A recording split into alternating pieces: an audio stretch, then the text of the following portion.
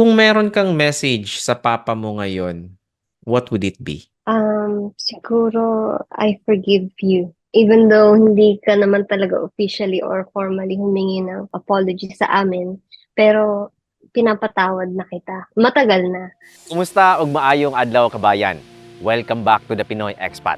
My name is Icon and I am your host. Dito sa Pinoy Expat, pag-uusapan natin ang iba't ibang aspeto ng buhay ng Pilipino sa ibang bansa. Ang buhay natin parang gulong, minsan nasa taas, minsan nasa baba. Ngayong araw kasama natin sa isang online interview si Rose, isang mechanical engineer na minsan nang nakarating at nanirahan dito sa Australia. Ngunit sa kasamaang palad ay napauwi ng Pilipinas. Ngayon, nandito siyang muli bilang OFW at naghahangad na mabago ang buhay niya at ang buhay ng kanyang pamilya. Samahan niyo ako at pakinggan natin ang kanyang kwento. Rose, once again, thank you for being here. Thank you for giving me the opportunity na ma-invite ka at mabigyan ako ng chance na i-share yung story mo. Thank you din po, Tito Icon, for inviting me and para ma-share ko din yung story ko sa ibang mga tao pa. Oo nga, nakita ko dun sa TikTok mo na post, it's very inspiring to say the least. Tell us kung ano yung background mo sa Philippines in terms of your career and your profession bago ka pumunta dito sa Australia. So yung natapos ko po, Tito Icon, is mechanical engineering po. So I am a licensed mechanical engineer sa Pinas. And yung background ko naman sa work ay project engineer and planning engineer po ako sa construction, oil and gas industry. So kami yung gumagawa ng mga planta, malalaking tangke, ganun po. Nasa site po ako noon that time. And that is in line din with your work here. Yes po, ang naiba lang po, Tito Icon, is yung mining industry naman po. Pero construction din siya ng mga mining plant naman po. Kumbaga naiba lang po na konti yung mga equipment na ginagamit. Pero halos same pa din po ng principle and naiba lang din ng konti yung mga standards. Kaya medyo yun, nag-a-adjust pa din ako sa standards na Australian standards na yun po yung ginagamit dito. And when you got here, did you receive any training bago ka nakapagtrabaho? Hindi po. Wala po. Kasi although yun naman pong work ko is halos same lang din, parang naiba lang talaga yung sequence ng mga activities, naiba lang yung activities. Parang natutunan ko na lang siya along the process and nag-aral din po ako do sa mga previous projects nila. Binigyan po naman po nila ako ng access para matingnan ko yung mga previous projects and makakuha ako ng idea kung ano ba yung mga ginagawa nila, ganyan. So ayun, inaral ko lang po. And in-apply ko na lang din po. Tapos pinapadala naman po nila ako sa site and nakikita ko naman po talaga kung ano po yung actual. So nagkaroon din po ako ng idea kung paano ko aatakihin yung work ko, ganun po. I see. So, parang on the fly na lang yung learning. San ka ba sa Pilipinas and ilang taon ka bago umalis ng Pilipinas? So ako po ay originally from Batangas po. And yung work ko po, minsan napapadala po ako sa Manila, sa Bulacan. Yun nga po last project ko is sa Davao. So paiba-iba din po. Sa site din naman po yung aking naging work. Kumbaga, dahil construction nga po sa site po. And 3 years lang po, Tito Icon, yung experience ko po sa Pinas. Can you give us a sequence of events or your story kung paano ka nakarating dito? You posted something on your TikTok na something medyo personal. Can you share us about it? Tito Icon, i-share ko na din yung pinaka from the beginning nung bata pa ako para magkaroon sila ng idea kung bakit ganun yung thinking, yung ganon kalawak yung ano ko. Lumaki po talaga ako, Tito Icon, sa mahirap po. Mahirap po talaga kami nung bata kami. Naalala ko na ng ulam namin, toyo, ganyan. Tapos asin, talagang naranasan ko po yun nung bata ako. Yung tatay ko po kasi is welder. Nagkaroon po siya ng opportunity dito sa Australia. And nung magi-grade 6 po ako, nadala niya po kami lahat dito sa Australia. Nanirahan po kami dito sa Australia ng 4 na taon po. Unfortunately po, yung kumpanya po ng tatay ko, nag-close po and hindi na po ulit nakahanap yung tatay ko ng bagong company na mag-i-sponsor po ng 457 visa. That time po, 457 pa po yung visa. And ayun nga po, napauwi po kami lahat sa Pilipinas. And yun nga, kasi di ba, mahirap kami no. Tapos biglang naging maalwan yung buhay namin, nakapunta kami ng Australia. Then, again, pauwi kami. And doon nagsimula na ulit yung parang nag-back to zero kami. Kasi yung tatay ko, nalulung siya sa sabong, sa sugal, sa pag-iinom, lahat po, barkada, pambababae, ganyan.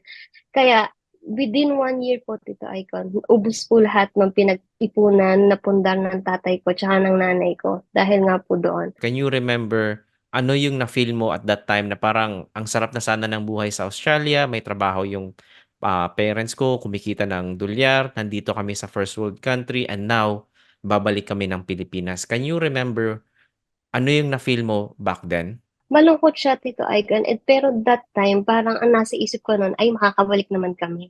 Makakapag-apply ulit pabalik yung tatay ko. Siguro naman baka 1 taon lang yung bakasyon namin.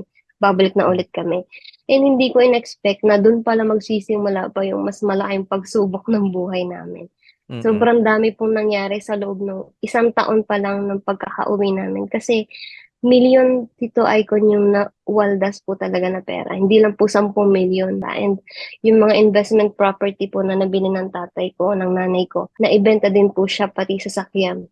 Ang natira lang po talaga sa amin is yung bahay namin. And nabenta silang lahat para i-sustain yung addiction ng papa mo sa sabong? Is that it? Yes po. Yun nga po yung medyo talagang sobrang sama po ng loob ko nun sa tatay ko. Kasi yung man lang po ma-secure niya yung pang-aral po namin magkakapatid, hindi niya po na-secure. Talagang na-addict po talaga siya sa sabong, sa yun sa mga bisyo po. And yun nga po, loob ng 1 taon, ubus po lahat nun. And wala na po akong pang-tuition nun. Yung pangalawang taon na nag-aaral po ako. And yung mga kapatid ko po, tumigil na po sila ng pag-aaral. Yung mga pang-tuition ko po is inutang namin sa mga iba naming kamag-anak para matustusan nga po yung pag-aaral ko. And yun naman po, nung 4th year high school po ako, nag-apply na po ako ng scholarship. Hanggang makatapos po ako ng college, umasa na po talaga ako sa scholarship at rumaraket din ako kaliwat kanan kung saan, kung ano mang maibenta, ganyan. So, kumbaga, yung naging buhay ko from yung sa baba, tapos biglang tataas, biglang bababa ulit, talagang ano siya, napagdaanan ko talaga lahat din. And pinilit ko po talaga makapagtapos kasi nga wala na pong tutulong sa magulang ko kung hindi po ako magtatapos ng pag-aaral. Kaya pinursige ko po talaga magtapos. Awa ng Diyos naman po, nakatapos po ako at nakapasa po ako ng board exam. And akala ko that time, pag engineer ka na, madali na. Akala ko, Mm. madali na yung, malaki na yung sahod ko, ganyan. Tapos nung unang trabaho ko po, 20,000 pesos po yung basic salary ko noon. And akala ko that time, malaki na yon kasi Mhm. 20K thousand, di ba? Parang, kaso, ako po yung nagbabayad lahat. Bills, pagkain, baon ng kapatid ko, pamasahe ng kapatid ko. Kumbaga sa akin po talaga lahat. Mm. And doon sa 20,000 na yon, kasama yung overtime, nagiging 25,000 siya, ganyan, at mga Mm. kaltas. Ang natitira sa akin po is 2,000, 3,000 sa isang buwan. Mm. Mm. So sabi ko, ay ganito pala yung buhay ng ano, na nagtatrabaho. So napakahirap. So nagpatuloy lang po ako ng ganyan, na nagtatrabaho po ako sa site. Halos hindi po ako nakakaipon, Tito Aiko, ng para sa sarili ko. Talagang lahat pinoprovide ko muna sa family ko. Okay lang na maliit yung sahod, basta yung experience Mm. maganda, solid. Yun po yung ano, yun naman po yung inisip ko. And then dumating yung pandemic, nawalan po ako ng trabaho. So, mga online racket naman yung mga pinagpokusan ko, nag-online sabong agent po ako. Tapos yun nga po, bigla pong na-stroke po yung tatay ko. And yun, parang talagang walang-wala talaga kami noon, Tito Icon. Wala naman din akong trabaho that time. Hindi naman consistent yung income sa mga online sabong, sa mga ganyan. So, ang nangyari, yung mga kamag-anak po namin, sila din po yung tumulong sa amin na nagbayad muna ng hospital bills, and then yun nga po, utang ko po yun na babayadan ko pa din. So Mm. talagang ang dami ko na pong utang, baon na po ako sa utang.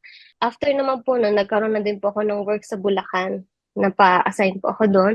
And doon po, napakaliit lang po ng sahod ko noon. I think 18K lang po isang buwan. Kaya ko lang siya pinatos kasi wala na talaga akong choice. Parang Mm. ang laki po ng maintenance na gamutan ng tatay ko. Halos 15K a month ata po yung gamutan niya. And sabi ko, sige, pupunta na lang ako doon and bahala na kung ano mangyari. And then nag-work lang po ako noon. Tapos umuwi po ako noon kasi nagka-COVID ako, nagkasakit ako. And then sobrang na-down talaga ako noon. Parang never ending yung yung hirap ba? Parang kailan ba ako magkakaroon ng chance na ma-regular ba sa trabaho? Kasi every month po, every matapos po yung project, lagi po akong nangangamba na, ay naku, wala na akong trabaho sa next Mm. month. So, Mm. kailangan hahanap na naman ako. And sobrang hirap po maghanap ng trabaho sa Pinas, lalo kung wala kang connection. So, nung nakatapos ka ng college, ngayon may trabaho ka na, ikaw na yung naging breadwinner. Pero ikaw ba yung panganay? Hindi po. Ako po ay pang-apat. Okay. Kasi po yung mga kapatid ko nga po, nagsipag-asawa na po sila nung makarating po ng Pilipinas. After 1 year din po na makauwi ng Pilipinas, yung dalawa ko pong kuya nagsipag-asawa na din po. And yung sumunod naman po sa aking kapatid na isa pa, nag-asawa na din po nung pagkatapos ko ata po mag-college noon. So ako na lang po talaga yung natira sa bahay. Tsaka yung step-brother ko po. So, ikaw ngayon yung nagsusustento dun sa panggamot ng papa mo and sabi mo Yes 15,000 po. yung gamot niya, 5,000 natitira sa'yo, minsan 2,000 na lang. What were you thinking back then? Hindi ko po iniisip Kuya Icon na umalis na lang or mag-asawa na lang and iwanan sila, ganun. Hindi. Kasi, di ba, Kuya Icon, kung isipin nyo, masarap nga yung buhay ko, nakakakain ako ng masarap, komportable ako, pero ano naman sila, wala silang kinakain. Sino magsusuporta sa kanila? Yun po yung lagi nasa isip ko. Kaya talaga nagpursige po ako na makatapos at makabawi po sa mama ko. Ang iniisip ko po talaga yung mama ko kasi matindi talaga yung pinagdaanan ng mama ko. And siya kasi simula pagkabata po talaga, yung tatay ko po lasinggero, tapos pag uuwi siya, aawayin niya yung nanay ko. Kinder ata nung nagka-isip ako hanggang sa nakapagtrabaho ko, ganun po yung nararanasan ng nanay ko sa tatay ko. And kung siya po, ganun po yung pagtitiis niya para lang magkaroon kami ng kompletong pamilya. Tiniis niya yun para sa amin. Ano pa yung konting, ano ba yung halaga na pwede kong ibigay sa kanya, sa kanila, na sakripisyo ba? So, yun talaga yung gusto kong i-give back sa mom, kahit yung sa mama ko na lang. Mm. Dahil sobra talaga yung sacrifice niya sa amin. And deserve niya yung ba maalwa na buhay. And Mm. yun nga po yung talagang pangarap ko. Madala din po siya dito this year, this 2024. In your TikTok story before ka nakapunta ng Davao, meron pang nangyari. Can you share to us about it? Di nagkaroon po ako ng bagong work noon. Sa Batangas na po yun. Mhm. Malapit lang po sa amin. Noon naman po time na yun, niloko naman po ako ng partner ko. Ng dati ko pong partner. Hindi matapos-tapos? Parang, parang hindi po talaga matapos-tapos yung problema. And yun nga po, sobra akong na-depress noon and tinatanong ko talaga si Lord na ito na lang, hanggang dito na lang ba yung parang tadhana ko? Hanggang dito na lang Mm. ba iikot? Parang paulit-ulit na lang na mahirap, masakit, ganyan. Luckily naman po, yung mga katrabaho ko at mga kaibigan ko, alam po nila yung pinagdadaanan ko. Lagi po nila akong yung parang chini-cheer up po sa work. Mm. And doon sa work, parang yun na lang yung nilook forward ko na makapasok sa work dahil parang natutuwa ako doon sa mga katrabaho at sa mga kaibigan ko na nandoon. Parang doon masaya ako. Kaya naano akong magtrabaho ulit. Parang Mhm. ginanahan ba akong magtrabaho ulit. Hanggang sa natapos po yung project, nagkahiwa-hiwalay po ulit kami. Tapos luckily po, nagkaroon po kami ng panibagong project sa Davao. Sila din po yung kasama ko. Kinuha po Mhm. nila ako. Habang ako po ay nag-iintay po doon sa mag-boarding sa plane, nag-i-scroll lang ako sa Facebook, nakita ko Kuya Icon yung job posting ng isang agency Mhm. na hiring engineers bound to Australia. At least 5 years experience na nakalagay doon. And ako, alam ko naman sarili ko, 3 taon pa lang experience ko. Pero try ko pa din. Nagpasa po Mm. ako ng resume, ganyan. After ilang days po, tumawag na po sa akin yung agency. Sabi nila, ma'am, schedule po namin kayo for interview sa employer. And after po ng interview, Tito Aiko, napakadali lang po yung tanong. Talagang ang tanong lang po nila sa akin is, okay lang ba mapunta ka sa site? Okay lang ba na pag walang masyadong workload sa field mo, tumulong ka muna dito mag-estimate or ganyan. Sabi ko, opo, kasi ganyan din naman po yung trabaho ko sa Pilipinas. Talagang all Mm. around din po ako.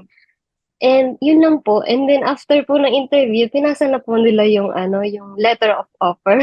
Kaya sabi parang hindi po nagsisink in sa akin na Parang 'di ba, parang Mm. hindi po talaga ako makapaniwala na may mag-o-offer ng gano'ng trabaho. Parang nung una nga nagtataka pa ako na bakit gano'n lang kabilis yung interview, ba't walang mga technical na gano'n. Mm. Mm. Siguro dahil din po nung experience ko at saka yung mga napagtrabahuhan ko po na kumpanya. Anong agency ito? Pwede mo bang banggitin sa amin? Yes po. HMO International Resources ata po yung Facebook page po nila. Actually, hindi ko sure kung may nag-comment or may nag-like. Dumaan lang talaga siya sa feed ko. Hindi talaga ako naghahanap ng applyan that time. Wala. Ano to lang talaga, nag-i-scroll-scroll lang. So it was by chance or by fate na Mm, talagang nakita mo yes. siya at Yes the time po. na talagang kailangan mo siya. And Parang nga pong ganun. magkano naman ang ginastos mo coming here to Australia via that agency? So nagbayad po ako ng placement fee po na 220,000 plus. Tapos meron pong medical na 5,000 and yung biometrics po na 500. And then the rest na po na gastos yung pagkukumpleto po ng requirements, yung sa mga school records, ganyan. And yung pagpaluwas-luwas sa Maynila from Batangas to Manila, ganyan. Yun po yung naging gastos ko papunta po dito. What about yung visa fee mismo at saka yung airfare mo? Did the agency shoulder that or the company or sino nag-shoulder nun? Ang employer po, Tita Icon, yung nag-shoulder. And nakakatuwa po doon sa employer namin kasi mula visa 400 po kasi yung naging entry namin dito. And from visa 400, after 5 months, ni-renew po nila to 482 visa. And sila na din po yung nagbayad ng 482 visa po namin. And yun nga po, nandito na po ako guys sa Australia. What a story. What a long story na parang all throughout it all, you never stop pushing yourself na sige lang, tiis Mm, lang, kaya ko to. Are you looking yes po. forward na maging PR dito? Yes po. Yun talaga po yung pangarap ko. Yung makabalik po dito at makapagpanirahan po dito ng matagal. And hopefully makapag-settle na nga po dito talaga sa Australia. Well, congratulations, you're here, you made it here finally. Was Australia the same as you remembered from nung grade 6 ka? Um, Kasi nung grade 6 ako noon, parang wala akong pakialam sa mga gastusin noon eh. Kasi basta lang kami kumukuha ng pagkain, ang tatay ko yung nagbabayad. And that time, hindi ako concerned doon sa presyo. And ngayon ko lang na-appreciate na ang mahal na pala ng gastusin dito sa Australia. Parang ngayon lang ako na, ay, ganito pala kalaki yung tax, ganito Oo. pala kalaki yung gas, yung Mm-mm. food, yung bahay. Medyo na-shock din po ako na ang laki pala nagagastos po dito din. Pero malaki pa rin naman po yung nase-save na hindi ko lang talaga na in-expect na ganito din pala kalaki yung gastos. Opo. Mm. Pero I guess what's important is you're able to sustain your family more. Kasi mas ngayon dollar na yung kinikita mo. Yes po. Yes po. And yun nga po, tuloy pa rin naman po yung support ko sa family ko. Ako pa rin po yung nagpapaaral dun sa kapatid ko and nagsusuporta po sa parents ko po sa Pilipinas. What did your mom say or your dad say nung sinabi mo sa kanila na pupunta po ako ng Australia? Yun nga po, kasi nung una, sinisecret ko po talaga kasi ang gusto ko talagang masigurado na talagang sure na nun talagang paalis na ako. So nung nalaman nila, talagang naiyak din po sila na tuwang-tuwa po sila. Parang hindi din po makapaniwala na makakabalik ako doon and may chance na makabalik din po sila doon, dito, makabalik po sila dito.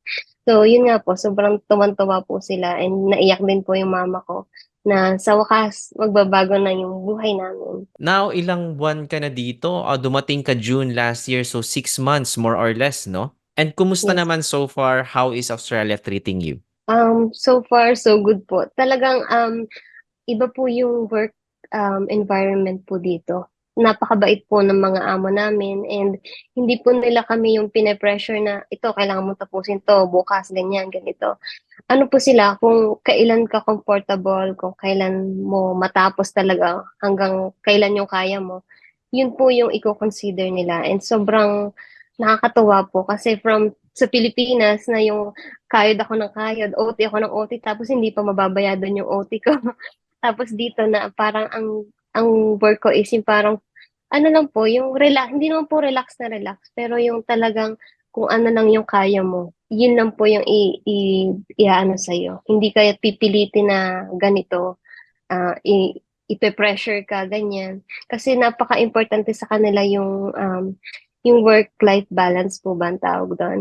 Mhm. Yun Yep. nga po, na merong balance sa work, sa family. Sige nga, tell us exactly ano ba yung ginagawa mo sa job mo and paint us a picture what your regular day at work looks like. So, ang time in po namin pag sa office is 7 a.m. And yung first thing in the morning ginagawa ko, mag-check talaga ng emails. Mhm. Reply sa emails, mag-check ng emails.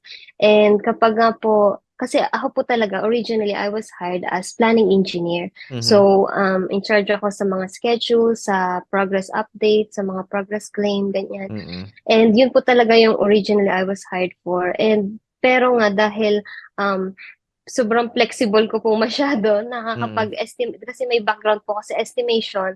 So pag wala po akong workload masyado, tumutulong po ako sa mag-estimate ng mga bagong project na proposals po.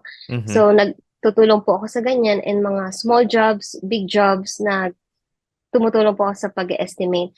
And then kapag naman po kailangan po ng tulong sa site, pinapadala din po ako sa site para mag-site engineer po. Mhm. So, ang kaanohan naman po nun, Tito Icon, lahat po ng ongoing projects namin is hawak ko po. Ako po Mhm. yung magagawa po ng projects, yun nga po schedule, progress update, yun sa progress claim, hawak ko po yun. And yun nga po yung yun lang po yung ginagawa ko sa Mhm. office. Mhm. Kung mag-monitor po ng progress ng mga ongoing projects, and kung may mga bagong projects kami na ibibid, nagpapasa po kami ng quotes, ng Mhm. estimation. Yun po, tumutulong po ako doon. So napaka-flexible mo pala talaga and I'm not surprised now na isang tanong lang yung tinanong sa'yo dun sa interview, diretso na ka na kaagad pinadalhan ng offer letter. Opo. Kasi siguro dahil nakita nga po nila na may background po ako sa pag-estimate, may background po ako sa procurement, may Mhm. background po ako sa project engineer, sa site engineer, sa Mhm. planning. So parang kahit saan po nila ako ilagay, parang Mhm. makaka-adapt po ako. Kaya yun naman po yung tuwan-tuwa din po sila sa akin. Mhm. Kahit 3 years pa lang po yung experience ko. Oo nga eh. So kahit na ganun kaigsi yung experience mo, quality naman talaga yung experience mo. And ano yung so far pinaka-exciting na nangyari sa'yo mula nung pagdating mo dito sa Australia? Yung ano po, nung nagpunta po kami ng Banbury, kasi Mhm. nakasama ko po ulit namin yung mga dati po namin mga kaibigan, na yung mga kaibigan po namin, halos lahat po sila may mga bahay na, may mga Mhm. pamilya na, may mga asawa na. And nakakatuwa lang po kasi nung panahon po na umalis kami, 12 years po, Tito Icon, bago po ako nakabalik sa Mhm. Banbury. So nakakatuwa lang na dati nagko-computer games lang po kami noon, Mhm. nagpe-PlayStation dito sa Banbury. And then pagbalik po namin doon, sobrang dami na po na nagbago and lahat po sila may sari-sarili ng bahay. And Mhm. nakakatuwa lang po na ang gaganda po ng bahay nila, ang ganda po ng mga trabaho nila. Nakakatuwa din po. And sabi ko sa sarili ko na hahabol kami. Mhm. Oo, Hahabol kami. na-delay lang ng konti pero parating na rin. Ayun pala po din, isa po pula. Yung kapatid ko po, nadala ko po siya dito. Naipasok ko po siya sa company namin. And yun din po yung isang napakagandang gift ko sa kanya and sa Mm. family niya din at sa family ko. And yun nga po, ang target ko din is madala ko pa yung ibang kapatid ko Mm. dito, maipasok ko sila ng trabaho. Sige nga, can you tell us about yung process na pinasok mo dito yung or dinala mo dito yung kapatid mo and yung process ng pagpasok mo, pag-hire dyan sa company ninyo, ano yung trabaho niya ngayon? Tell us about it. Kasi po ang kapatid ko po ay fabricator po sa Pilipinas. Mhm. So, nung tinanong ko po yung manager ko, tinanong ko siya kung nag-hire pa ba tayo ng mga skilled na mga fabricator. Kasi Mm. yung kapatid ko is fabricator. Baka pwedeng i-apply ko siya. Mm. Then, ibinigay ko po sa kanya yung CV ng kapatid ko. Tiningnan Mhm. po nila na, yun nga, nakita nila galing din Australia. Nag-aral din po siya sa Australia at nagkaroon din ng counting experience dito sa Australia. Mhm.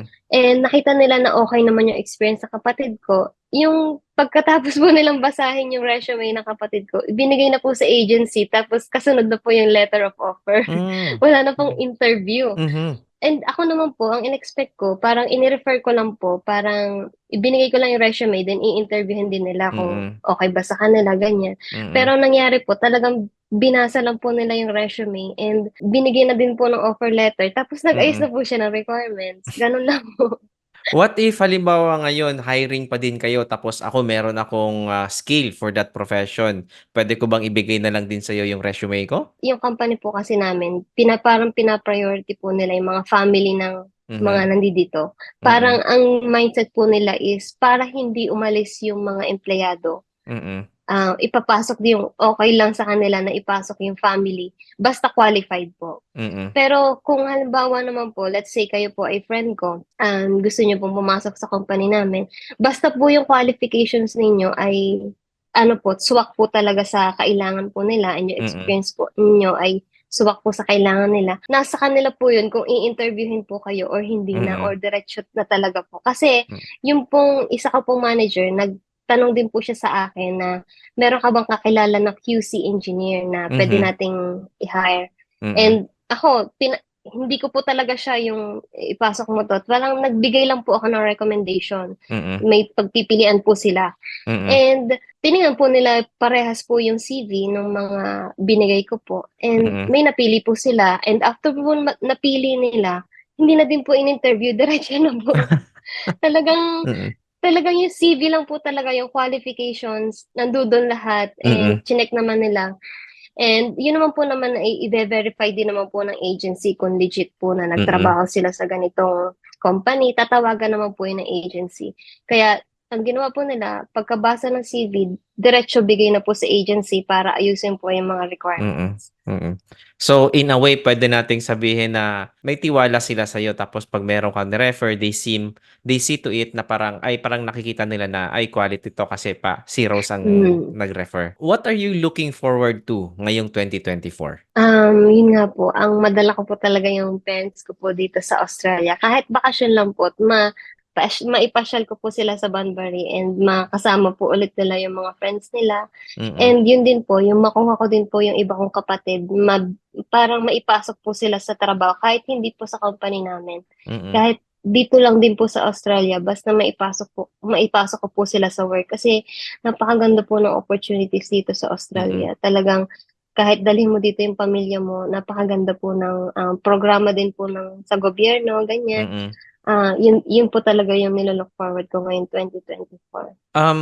Do you regret na nangyari sa yung mga pinagdaanan mo before? Sa totoo lang, hindi po. Kasi ang dami ko po, Tito Aiko, natutunan. Parang sobrang lumawak yung pang-unawa ko sa mga bagay-bagay. And although kahit masakit siya and mahirap siya, so, nalaman ko din dito, Icon, kung ano ba yung mga dapat kong gawin. Like, next time if mangyari to sa akin.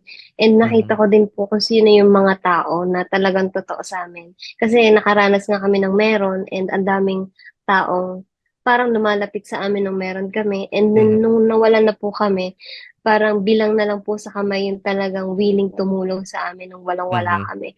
So, talagang dun mo makikita talaga yung totoong mga tao sa paligid mo. And Mhm. sobrang dami ko din po talagang natutunan and parang hindi ko yun matututunan kung hindi po ako dumaan sa path na yun. If you knew na may ganitong opportunity pala itong Australia para sa'yo, would you have preferred na skip yung mga past events na yon sa buhay mo and then jump ka na lang diretso dito? Kasi kung hindi ko naman din dito Icon pinagdaanan yung sa work ko, yung sa Mm. experience ko naman din sa family ko, parang hindi ko rin mararating to, hindi rin ako Mhm. magkakaroon ng ganitong opportunity. And Mm. kung siguro nagtuloy kami dito sa Australia, baka hindi rin engineering yung kinuha kong course. Mhm.